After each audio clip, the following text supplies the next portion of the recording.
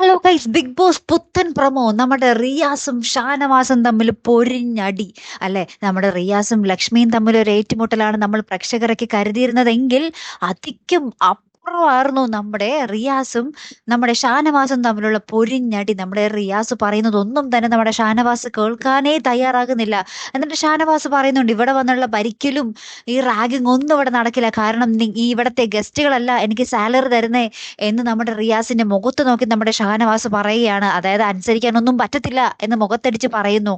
അപ്പൊ തന്നെ നമ്മുടെ റിയാസ് അവിടെ നിന്ന് എണീറ്റ് ഭയങ്കരമായിട്ടുള്ള എന്താ കുറെ ഡയലോഗ് അടിക്കുന്നുണ്ട്. ആഹാ, ഞാൻ കാണിച്ചു തരാം എന്നൊക്കെ പറഞ്ഞിട്ട് ആ കട്ടിലിൽ നിന്ന്, അതായത് കട്ടിലിരിക്കുമായിരിക്കും നമ്മുടെ റിയാസ്, അവിടെ നിന്ന് എണീറ്റ് പുറത്തേക്ക് വരുന്നുണ്ട്. എന്നിട്ട് പറയുന്നുണ്ട്, ഇവിടത്തെ കുറച്ച് വേസ്റ്റ് സാധനങ്ങൾ ഇങ്ങോട്ട് കൊണ്ടുവാ, എല്ലാവരും വാ, കുറച്ച് പേര് വാ, ഇവിടേക്ക് വെതർ എന്നൊക്കെ പറഞ്ഞിട്ട് നമ്മുടെ റിയാസ് നമ്മുടെ വാഷ്റൂമിന്റെ അവിടെ പോയിട്ട് അവിടുത്തെ ആ ഒരു വേസ്റ്റ് ബിൻ എടുത്തിട്ട് ആ വേസ്റ്റ് ബിൻ ഉണ്ടല്ലോ ഇങ്ങനെ കൊട്ടി നമ്മുടെ ഹാളിൽ മൊത്തം ഇടുന്നുണ്ടേ.